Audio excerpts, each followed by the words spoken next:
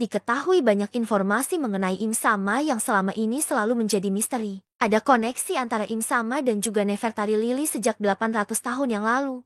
Dan juga dari percakapan Ivankov, Sabo dan juga Dragon mengenai sosok Raja 20 Kerajaan pembentuk pemerintah dunia 800 tahun yang lalu. Raja tersebut berasal dari sebuah keluarga bangsawan yang bernama Nerona. Diketahui juga rahasia keabadian Im Sama selama 800 tahun. Ivankov memberikan informasi mengenai buku yang pernah dia baca tentang kemampuan dan juga kekuatan yang membuat seseorang bisa menjadi abadi dari cerita yang dikatakan oleh Sabo. Ivankov menyimpulkan jika Im Sama adalah bukti nyata dari buku yang pernah dia baca. Ivankov menyimpulkan jika buku tersebut adalah gambaran dari Im Sama, meskipun tidak diceritakan secara terperinci mengenai apa kekuatan yang ada di buku tersebut. Kemudian diperlihatkan adanya sosok karakter baru dari keluarga Vigarland, yaitu Vigarland Garling. Saat itu dirinya akan memberikan hukuman mati kepada Myosgard lantaran telah melindungi manusia ikan dan juga Shirahoshi. Diketahui jika Vigarland Garling merupakan pemimpin kelompok Holy Knight. Ada sebuah informasi mengenai dirinya yang menyebutkan jika dia adalah mantan raja dari wilayah God Valley. Cerita berlanjut. Diperlihatkan pertarungan kelanjutan antara Sword dan Carp dalam menghadapi Aokiji serta para anak buah Black Bear. Diperlihatkan juga kilas balik Aokiji saat masih muda, ketika dirinya sedang berlatih dengan Garp. Diketahui jika keduanya dahulu berlatih menggunakan kapal perang angkatan laut. Lalu tiba-tiba saja Garp menerima sebuah tusukan pedang di tubuhnya saat sedang melindungi Koby. Kemudian adegan berlanjut pada pertarungan antara Garp dan Aokiji yang saat itu saling memukul wajah satu sama lain dengan menggunakan haki. Pertarungan tersebut kemudian menimbulkan sebuah ledakan yang sangat besar yang menyebar di sekitar area pertarungan tersebut terjadi tepatnya di Pulau Bajak Laut. Kemudian Garp terbaring dengan banyak luka serta keadaan yang kurang baik. Dalam suatu kesempatan, Garp mengatakan suatu pesan kepada Koby bahwa jangan termakan oleh emosi karena keadilan akan menang. Lalu diperlihatkan kelas balik ketika di Marineford dulu. Di sana Garp sedang memberikan pelajaran pertama untuk kelas angkatan laut baru. Koby juga merupakan salah satu dari murid di sana yang mendapatkan pelajaran pertama setelah bergabung dengan angkatan laut.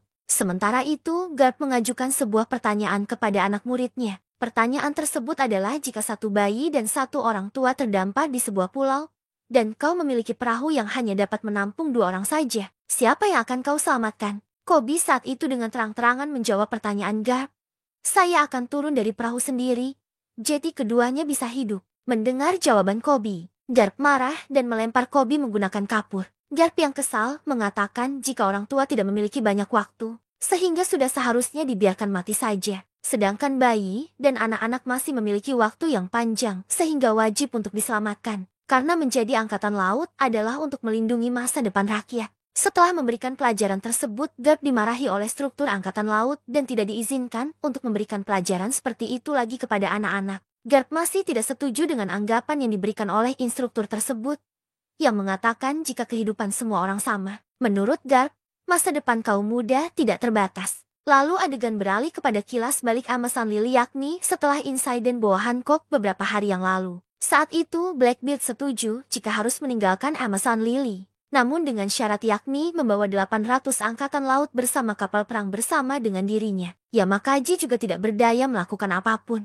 karena markas besar angkatan laut tidak memberikan izin untuk melawan Yonko. Koby tiba-tiba saja mengajukan diri untuk menggantikan 800 angkatan laut tersebut dengan dirinya. Sementara itu kegaduhan terjadi ketika semua orang panik karena tangan raksasa bajak laut Blackbeard akan memusnahkan mereka semua. Dengan kepanikan, mereka bertanya kepada Garp, apa yang harus mereka lakukan? Kemudian Garp memberikan perintah kepada mereka untuk melakukan sesuatu. Sementara dirinya akan membuat celah kepada mereka. Di sini Garp harus bertindak cepat untuk melindungi kapal perang dari puing-puing yang jatuh. Sementara Koby juga harus segera menghancurkan tangan raksasa tersebut. Koby merasa ragu dengan kemampuannya. Dia tidak yakin jika dirinya bisa menghancurkan tangan sebesar itu. Sementara Garp kemudian memotong perkataan Koby dengan berkata, dalam pertempuran, keputusan harus dibuat dalam sekejap. Lalu saat para bajak laut menembaki mereka, Helmeppo memblokir peluru dengan pedangnya dan terjebak dalam ledakan. Garp juga secepat kilat meninju Kuzan. Dia juga kemudian melompat ke arah tengkorak lalu menyerangnya. Dengan kekuatan Garp yang sangat dahsyat tersebut,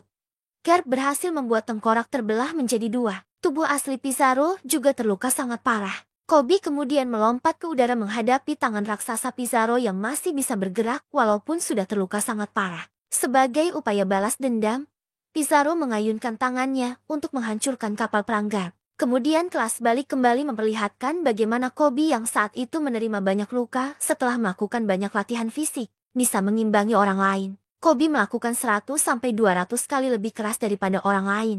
Dia berlatih sepanjang malam secara rahasia yakni meninju samsa kapal perang milik Garp. Lalu adegan berpindah di mana Garp tersenyum karena mengingat pelatihan Kobe dahulu. Lalu secara mengejutkan Kobe mulai beraksi sambil mengatakan jika aku tidak bisa melakukan ini, semua orang akan mati karena aku. Dengan kekuatannya tersebut, akhirnya Kobe berhasil membuat tangan raksasa Pizarro hancur. Terlihat kilatan petir hitam yang membuat Pizarro teriak kesakitan karena lengan aslinya juga patah. Garp yang menyaksikan hal itu kemudian tertawa sambil menangis yang berhasil membuat Helmeppo dan Grus terheran-heran. Sementara itu, Grus kemudian membuat sebuah jaringan tanah liat untuk menghentikan batu yang berjatuhan dan menyelamatkan kapal perang milik Garp. Garp kemudian memanggil semua orang dengan dandan musi. Garp mengatakan, kalian semua maju dengan kecepatan penuh dan berlayar menjauh dari Hachinosu sekarang juga. Dirinya juga menambahkan bahwa dia akan menemukan cara bertahan hidup sendiri. Misi sudah selesai dan keselamatan kalian adalah hal yang paling penting. Kobe dan juga Grus menangis dan mereka terpaksa harus segera kembali. Garp melanjutkan dengan berkata, kalian semua adalah masa depan angkatan laut.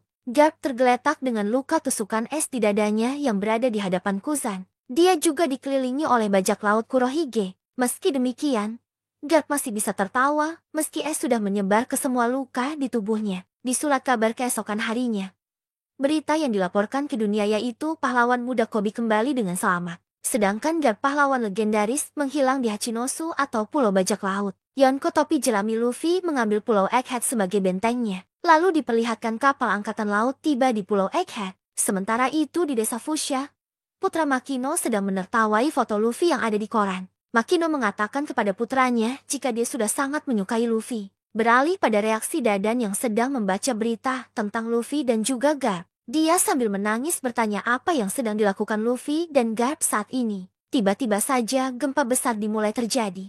Sekitar 6 hari dan berhasil menghancurkan kerajaan Lulusia. Sementara itu, Kizaru menghancurkan salah satu senjata monster laut Vegapunk menggunakan sinar laser normal. Namun Kizaru tidak ingin menimbulkan banyak kekacauan di pulau tersebut. Kemudian diperlihatkan kilas balik Kizaru muda yang sedang mendemonstrasikan teknik sinar lasernya kepada Vegapunk muda dan Santomaru kecil. Kizaru duduk di tanah sambil menembakkan sinar dengan jarinya ke udara. Sementara itu, di sekitar Pulau Egghead terdapat 100 kapal perang angkatan laut dengan total 9 wakil laksamana serta 30.000 tentara angkatan laut, serta Saturn dan juga Kizaru. Saat itu, Saturn sedang makan di dalam kamarnya. Terungkap jika orang yang mengirimkan Mother Flame kepada Gorosei adalah Yok. Setelah insiden Lulusia Gorosa mendapatkan ide baru yaitu mempertahankan Yok dan tidak jeti menghabisi nyawanya. Karena akan digunakan sebagai alat untuk memproduksi Mother Flame dalam jumlah yang besar. Yok membuat janji pada Gorosei untuk tidak menyakitinya atau penelitian dan menjadikannya sebagai Tenryubito. Gorosei setuju dengan tuntutan tersebut.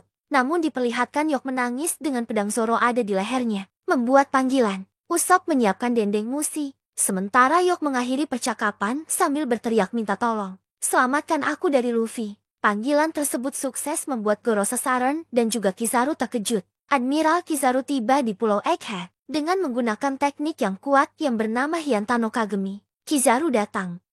Dia menantang kelompok Luffy untuk berhadapan dengan dirinya. Saturn salah satu dari tetua Gorosei menghubungi Luffy melalui Danen Musi. Luffy bilang ke Saturn bahwa dia ditadirkan untuk menjadi Raja Bajak Laut. Namun Morgan secara diam-diam menguping percakapan mereka. Di sisi lain saat ini Robin juga tetap memilih bergabung dengan topi jerami untuk menunjukkan solidaritas serta dukungannya. Sementara itu, Seraphim tengah terjebak di gelembung raksasa. Terjadi hal yang mengejutkan karena Snake jatuh cinta kepada Luffy, sehingga membatalkan teknik pembatu ke Franky. Keadaan semakin memanas karena Santomaru menghalangi Kizaru di Pulau Egghead. Dia berusaha untuk melindungi pulau dari ancaman Kizaru. Kru topi jerami merencanakan untuk melarikan diri dari pulau dengan menggunakan bantuan mesin Vegapunk. Namun rencana mereka terancam gagal karena Yok memberikan kata sandi di pulau tersebut. Luffy pun menunjukkan intuisinya yang tajam melalui Kenbunshoku Hakinya karena merasakan kedatangan seseorang yang sangat kuat. Sentomaru harus menghadapi gurunya yaitu Kizaru untuk bisa melindungi Dr. Vegapunk. Diperlihatkan flashback di mana sebelum Kizaru menjadi admiral, Kizaru merupakan pengawal dari Dr. Vegapunk. Kizaru pergi mengawal Vegapunk ke sebuah pulau, dan di sanalah mereka akhirnya bertemu dengan Sentomaru. Vegapunk pun kemudian mengangkat Sentomaru sebagai anak buahnya. Sedangkan Sentomaru meminta kepada Kizaru untuk menjadikannya muridnya agar selalu bisa melindungi Dr. Vegapunk. Lalu adegan kembali ke masa sekarang, di mana pertarungan akhirnya dimenangkan oleh Kizaru dan berhasil merebut robot pasifista. Lalu terungkap jika Lucci mengkhianati kru topi jerami. Lucci yang sudah diselamatkan justru menyerang Dr. Vegapunk. Namun Stussy berhasil menahan serangan tersebut, meskipun dia harus terluka sangat parah. Setelah itu Zoro dengan sigap langsung menghadapi Lucci. Sedangkan Sanji dengan cepat menembakkan gelombang batu laut ke arah Kaku untuk mengantisipasinya jika dia juga ikut menyerang Dr. Vegapunk. Kemudian Kizaru dengan kecepatan cahayanya masuk ke dalam lab Dr. Vegapunk serta menembus pertahanan laser dari Dr. Vegapunk. Kizaru hendak menyerang kru topi jerami yang kabur menggunakan Vega Force One dengan memegang Thousand Sunny. Namun Luffy secara sigap menahan serangan Kizaru dengan menggunakan tendangannya. Luffy mengatakan kepada Kizaru bahwa kami sudah jauh lebih kuat dari saat 2 tahun yang lalu Kizaru. Sebelumnya kita diperlihatkan dengan kilas balik pertarungan yang terjadi di Marijoa antara Bartolomeo Kuma melawan Akainu. Kuma yang kali itu menyerang membabi buta sadar akan satu hal jika dirinya tidak akan mungkin bisa mengalahkan Admiral Marinir sendirian. Oleh karena itu Kuma kemudian memilih untuk melarikan diri. Setelah itu muncul pula kilas balik 2 tahun yang lalu di mana waktu itu Akainu sedang menangkap Bonnie. Bonnie seolah tak percaya dengan semua perkataan Akainu yang mengatakan jika Kuma, ayah Bonnie secara sadar menyerahkan dirinya untuk dijadikan sebagai percobaan Dr. Vegapunk dan kemudian menjadi senjata tempur. Tentu saja Bonnie tidak mempercayai hal itu dan menyebutkan jika mereka telah berbohong mengenai hal tersebut. Sementara itu, cerita kemudian kembali melanjutkan tentang pertarungan yang terjadi di Pulau Egghead antara Luffy melawan Kizaru. Di sini, Luffy berubah menjadi Snake Man untuk melawan Kizaru. Meskipun telah mengeluarkan banyak upaya, ternyata Luffy masih belum bisa mengalahkan Kizaru. Kizaru malah berhasil memukul Luffy hingga dirinya terbang menyebabkan robot Vega Force One menjadi hancur. Setelah melihat Luffy yang dikalahkan oleh Kizaru, Bonnie turun tangan untuk membalas serangan Sang Admiral. Namun serangan Bonnie tidak berarti apa-apa bagi Sang Admiral tersebut. Setelah melihat semuanya lengah, Kizaru kemudian mendatangi Dr. Vegapunk dan akan menghabisi nyawanya. Namun tiba-tiba dalam wujud Gear 5 Luffy muncul dan menangkap tangan Kizaru. Semua orang yang melihat hal tersebut sangat kaget termasuk Dr. Vegapunk. Karena Luffy kali ini berduel dengan wujud Gear 5 yang membuat semua orang melotot tak percaya. Sementara itu ketika pertarungan sengit keduanya tengah berlangsung, mereka tidak sadar jika ternyata ada sesosok robot kuno yang tiba-tiba saja bangkit setelah mendengar detak jantung Nika milik Luffy. Diperlihatkan keadaan Kizaru yang dicengkram oleh Luffy dengan wujud Gear kelima. Ekspresi Kizaru saat itu biasa saja dan sangat tenang. Saat itu Dr. Vegapunk memutuskan untuk melewati fase Fabirio bersama dengan Atlas dan juga Sanji. Hal itu dilakukan untuk menyelamatkan Bonnie dan juga mengubah perintah pasifista dengan chip otoritas. Dalam misinya Vegapunk menggunakan kendaraannya yakni Vega Tank. Dia kemudian mengacu kepada Bonnie sebagai anak kecil. Dia berbicara seolah-olah Bonnie masih anak kecil. Sementara itu Usopp, Nami, dan juga Addison tetap berada di ruang kendali. Kemudian yang lainnya ikut menjalankan tugas masing-masing, di mana Jinbe membawa semua barang-barang milik Dr. Vegapunk, lalu membawanya ke belakang pulau. Di sisi lain, Lilith menggunakan Franky Shogun untuk membawa Thousand Sunny ke tempat yang sedang dituju oleh Jinbe. Beralih ke fase Fabirio, di sana Bonnie sedang berperang dengan angkatan laut. Sentomaru kemudian mencoba menyelamatkan Bonnie ketika dirinya terjatuh, dan setelah dia menabrak penghalang Egghead yang menyebabkan dirinya kemudian pingsan. Di sisi lain, Zoro sedang bertarung melawan Lucci. Di sini terjadi perdebatan hebat di mana Zoro mengatakan jika kekuatan kalian tidak akan bisa melawan sang kapten bajak laut topi jerami. Lucci mengatakan jika dirinya lah yang akan menghabisi Luffy dengan kekuatannya sendiri. Kembali kepada pertarungan antara Luffy dengan Kizaru. Luffy membuat Kizaru kewalahan dan membuat Kizaru terlempar ke arah laut. Setelah menyadari jika dirinya akan terjatuh ke laut, Kizaru kemudian secara spontan kembali menciptakan beberapa cloning dirinya dengan menggunakan cahaya. Cloningan milik Kizaru kemudian berhasil melukai Luffy dengan menggunakan pedang cahayanya. Luffy kemudian membalas serangan Kizaru dengan untuk menghancurkan semua cloning milik Kizaru. Ternyata dari semua klon tersebut, tidak ada tubuh asli Kizaru sama sekali. Kizaru ternyata kembali ke ruang kendali dan hendak menghabisi Dr. Vegapunk. Namun ternyata Vegapunk sudah pergi dari sana. Kizaru tahu jika Vegapunk ada di Vegapunk. Dia kemudian akan menyerangnya dengan cahaya miliknya. Luffy yang mengikuti Vegapunk kemudian mengambil cahaya milik Kizaru tersebut lalu membaginya ke segala arah. Sementara itu, Vegetang akhirnya tiba dengan selamat di fase Fabirio. Lalu Atlas mengesampingkan perintah Kizaru kepada para pasifista. Sementara itu, Saron sedang menatap dengan tatapan yang sangat mengancam. Kemudian semua pasifista mematuhi perintah Atlas dan kemudian menyerang marinir. Bonnie juga sedang melawan marinir. Bonnie kemudian menembakkan pistol ke arah marinir, sehingga membuat mereka kemudian berhalusinasi dengan kematian mereka masing-masing. Bonnie kemudian kembali melanjutkan pertarungan epiknya dengan melawan dua wakil Laksamana sekaligus. Dia berhadapan dengan seorang pria berdagu panjang, dan yang satunya lagi adalah seorang wanita tua pemakan buah iblis Nori-Nori-Nomi. Wanita tua tersebut memiliki kekuatan yang memungkinkan dirinya untuk mengendari dan mengendalikan salah satu pasifista, sehingga Bonnie tidak mampu berbuat banyak untuk melawan mereka berdua. Lama,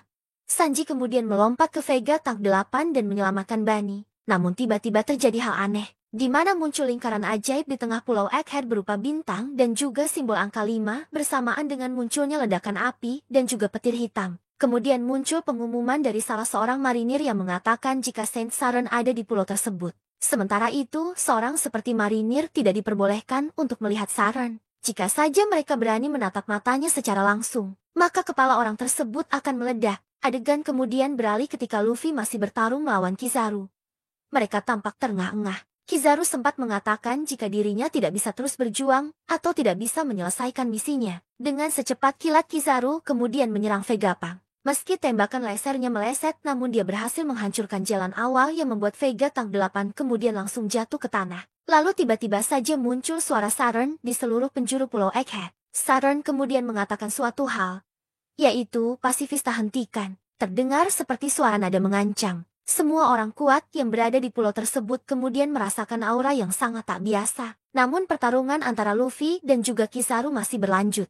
Luffy menyusul Kizaru. Kemudian Luffy memukul Kizaru dengan serangan barunya yakni Gomu Gomu no Stargan. Sehingga pukulan Luffy tersebut berhasil melukai wajah Kizaru yang kemudian menimbulkan efek banyak bintang. Kizaru menyadari jika hal ini akan sangat buruk. Lalu mereka berdua kemudian sama-sama jatuh ke tanah. Saron menatap Luffy ketika dia sedang terjatuh dan menyebutkan kata-kata bahwa Nika seperti tengah menyadari sesuatu. Lalu Saron kemudian berhadapan dengan Bonnie, Sanji, Vegapunk dan juga Franky. Nampak di sana Bonnie kemudian berhasil menusuk dada Saron dengan menggunakan pedang miliknya. Terlihat wakil Aksamana bersiap untuk membantu Saron. Namun Saron kemudian memerintahkan kepada mereka untuk mundur. Dia mengatakan jika sebenarnya dengan sangat mudah bisa menghindari serangan pedang Bonnie barusan. Kemudian dia mencabut pedang tersebut, lalu secara ajaib darah di tubuhnya kemudian menghilang. Saron kemudian mengeluarkan aura dari matanya untuk berhadapan dengan Bonnie dan juga Sanji. Namun anehnya kepala mereka berdua tidak meledak,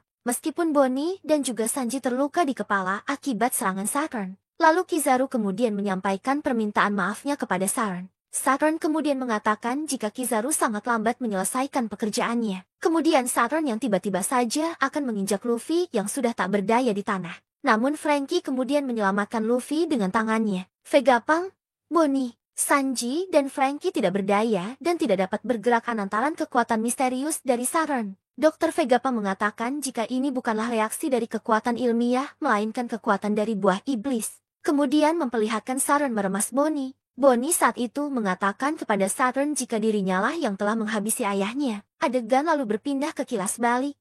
Saat Kuma memberitahu Bonnie ketika dirinya masih muda dulu mengenai nikah. Saat itu Kuma mengatakan kepada Bonnie jika dia ingin menjadi seorang pahlawan sehingga dapat memerdekakan orang lain layaknya nikah. Kembali ke masa sekarang di mana Saron mengatakan kepada Bonnie jika ayahnya merupakan orang dari ras Bakenir, yang mana mereka merupakan orang-orang yang pernah melakukan kejahatan di masa lalu. Adegan kemudian berpindah lagi ke masa lalu yakni tepatnya pada 47 tahun silam, menceritakan mengenai kisah Kuma yang berasal dari keluarga yang normal. Dia memiliki seorang ibu yang hanya manusia biasa sedangkan sang ayah merupakan seorang Bakenir. Suatu hari informasi mengenai identitas Kuma bocor sehingga seluruh keluarga Kuma kemudian ditangkap lalu dijadikan sebagai budak di Marijoa. Suatu hari ayah Kuma mengatakan sebuah cerita yang berkaitan dengan legenda nikah. Kala itu ayah Kuma mengatakan jika legenda tersebut telah turun-temurun diceritakan di kalangan ras Bakenir. Ayah Kuma kemudian membunyikan suara genderang pembebasan, lalu saat itu Kuma yang masih kecil ikut menari bersama dengan lantunan genderang tersebut. Hingga tiba-tiba saja ayah Kuma ditembak di bagian kepalanya oleh Tenryubito lantaran dianggap menimbulkan kebisingan. Kembali lagi adegan beralih kepada 38 tahun yang lalu. Tenryubito menjelaskan jika setiap 3 tahun sekali para Tenryubito akan turun ke Marijoa. Di sana, mereka akan mengadakan suatu permainan yang sangat kejam yakni berburu manusia. Mereka melakukan permainan tersebut di pulau yang tidak memiliki pemerintahan. Para Tenryubito melepaskan para budak-budak mereka yang bermasalah, kemudian mereka memusnahkan budak-budak tersebut bersama dengan penduduk asli pulau tersebut. Setelah itu, pemerintah dunia akan mengklaim pulau tersebut sebagai miliknya setelah memusnahkan para penduduk di sana. Tahun ini, tempat yang akan dijadikan sebagai permainan mereka adalah God Valley yang letaknya berada di West Blue. Raja God Valley mencoba untuk menghentikan hal tersebut. Namun dia dihabisi nyawanya oleh Saint Vigarland Garling. Saat itu, pertandingan dimulai, di mana para Tenryubito berharap jika pertandingan tersebut dimenangkan oleh Garling yang kala itu terlihat tampan dan banyak disukai oleh para Tenryubito. Adegan kemudian beralih di mana seseorang mengatakan kepada Saturn jika mereka telah berhasil menangkap seseorang yang kabur yang merupakan anak suku Bagenia. Dilihatkan Kuma diseret ke lapangan oleh budak lainnya. Budak-budak itu sangat takut jika Kuma kabur karena hal itu dapat membahayakan para budak lainnya. Ketika sedang menyeret tubuh Kuma kecil, tiba-tiba saja muncul 2 orang budak lainnya dari atas bukit yakni Emporio Ivankov dan juga Ginny. Ivankov menyebutkan jika bocah tersebut adalah hadiah untuk tahun ini yang berasal dari suku Bagenia. Lalu Ginny mengatakan jika kakaknya juga sangat besar, tetapi hanya di bagian kepalanya saja. Orang yang dimaksud Ginny adalah Ivankov. Sedangkan Ivankov tak menggubris omongan Ginny tersebut. Kemudian Ivanov mengatakan kepada Kuma jika dirinya lebih memilih untuk hidup. Lalu dia kemudian bertanya kepada Kuma tentang bagaimana dengan dirinya. Apakah Kuma memilih untuk hidup juga sama dengan dirinya?